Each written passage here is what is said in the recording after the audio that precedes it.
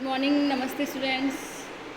Myself JBN Jyotik Mawat, Faculty of Education Methodology.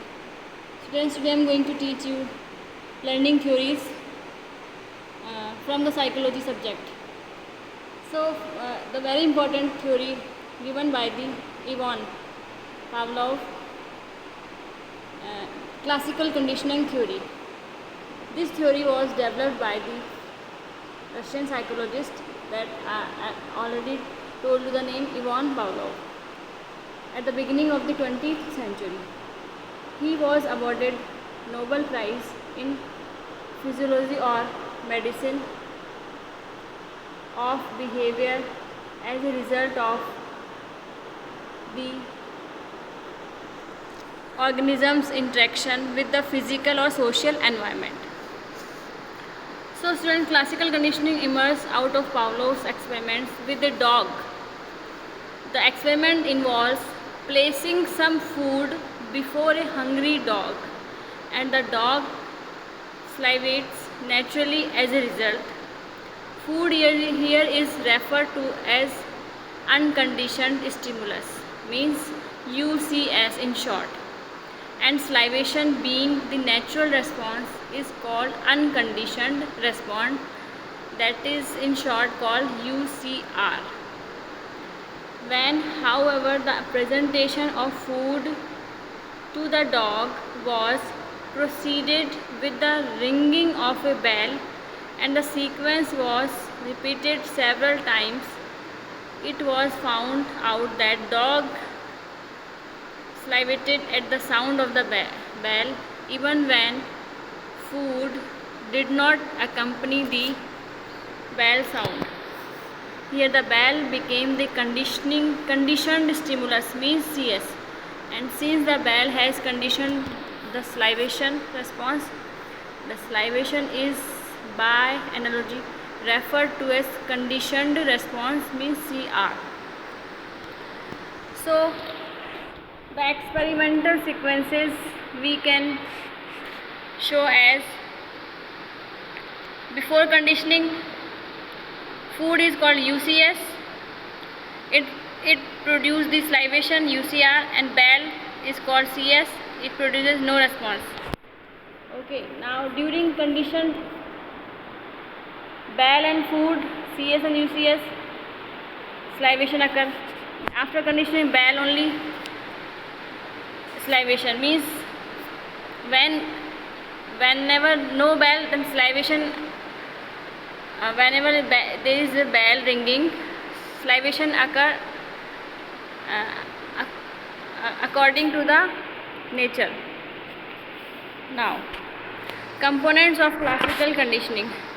Following are the important components of classical conditioning, like unconditioned stimulus is the type of stimulus which has the natural quality that is needed to produce a response. When used time and again, the result is likely to be the same.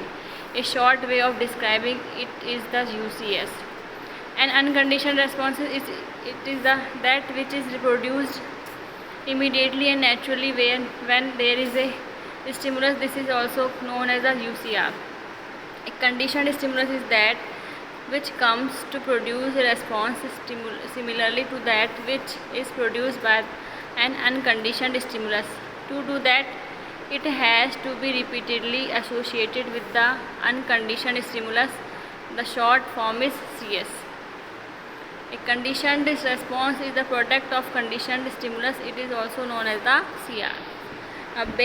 There are some basic concepts for the classical conditioning theory. Like there are several steps to understand several concepts. First is extinction. Means extinction is a condition in response will disappear over time, and when the conditioned stimulus is no longer presented, this process of gradual disappearance of conditioned response due to absence of unconditioned stimulus is known as extinction. And spontaneous recovery. After the extinction of a conditioned response, sometimes there is the weak appearance of a previously extinguished response, generally when conditioned stimulus is presented after a gap. This reappearance of conditioned response is called spontaneous recovery. Next step is stimulus generalization. When a stimulus similar to originally conditioned response is presented in front of the organism, he shows conditioned response toward new conditioned stimulus also, which is called generalization. Thus, generalization is when individuals respond in the same way to the stimuli which are having similar characteristics. For example, all fuzzy animals carrying a young child instead of just a fuzzy cat.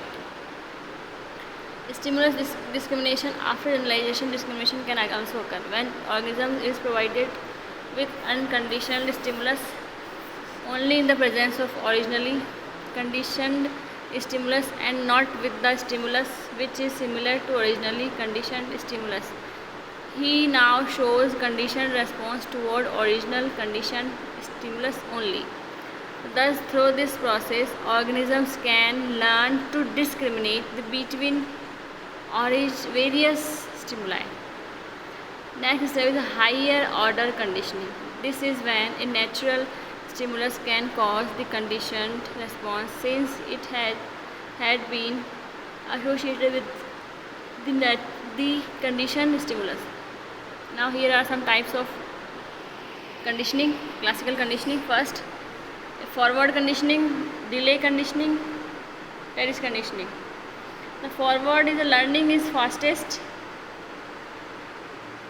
in forward conditioning, and during forward conditioning the one set of the conditioned stimulus CR proceed the one set of the unconditioned stimulus CR US. Two common forms of forwarded condition are delay and trace conditioning. And delay conditioning, in delay conditioning the conditioned stimulus is presented and is overlapped by the presentation of the unconditioned stimulus US. Trace conditioning. During trace conditioning the conditioned stimulus and US do not overlap. Instead the conditioning stimulus is presented. A period is allowed to lapse during which is no stimuli are presented, and then unconditioned stimulus is presented. The stimulus free period is called the terrace interval, and it may also be called the conditioning interval.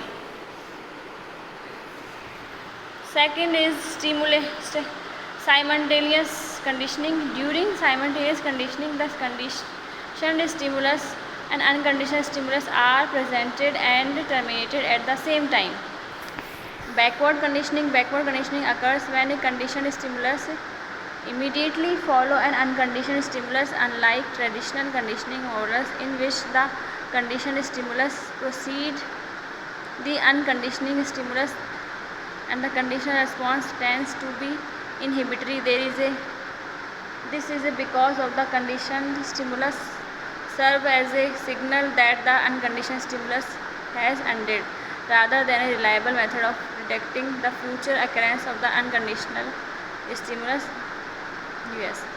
Now temporal conditioning. The unconditioned stimulus is presented at regular time period interval, and CR equation is dependent upon correct timings of the interval between unconditioned stimulus. The background of context can serve as the conditioned stimulus in this example. So I think students, this was the theory. Now there are some implications of classical conditioning, like through conditioning fear, love or hatred towards the subject can be created. The child may develop a distaste and hatred if the attitude of a teacher is defective. The use of audiovisual aid can go for a long way in conditioning the students in developing desirable habits, interests and attitude. And it is helpful in removing unhealthy attitudes, fear and phobias. Language is also learned by a child to a large extent due to conditioning. And it is a teacher's duty to impress his pupil from the outset that he is their friend and helper whom they could trust.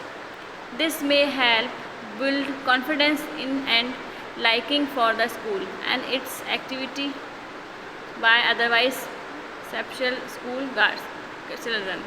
Another example of applicability of classical conditioning of human learning situation is if a teacher enters into classroom as soon as the bell for his lesson is rung, the pupil may soon be conditioned to remain ready for lesson to begin whenever the bell rings. This sort of conditioning works better if the pupil do enjoy their lesson with their teacher. Thank you.